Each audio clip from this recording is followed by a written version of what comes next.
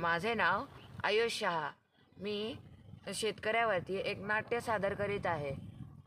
राम राम पाहुणं. म्या सखाराम, माझी कारभारणी सखू.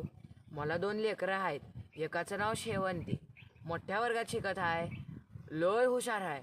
मॅडम तर तिचं लय कौतुक करत आहेत.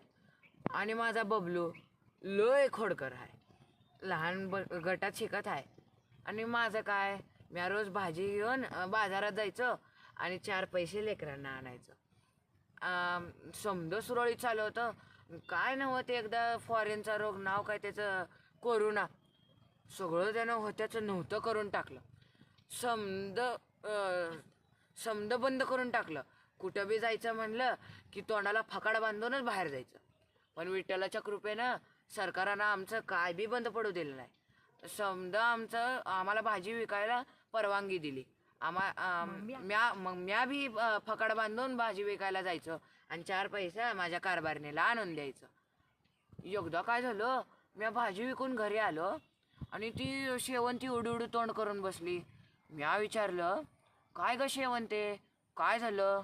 मग ती म्हणली, आमची शाळा काय ते तसलं मोबाईलवर सुरू झाली आहे. मग म्या बी गप्प बसलो नाही. म्या बी गेलो सावकाराकडं आणि कर्ज काढून ती मोबाईल तिला आणून दिलं.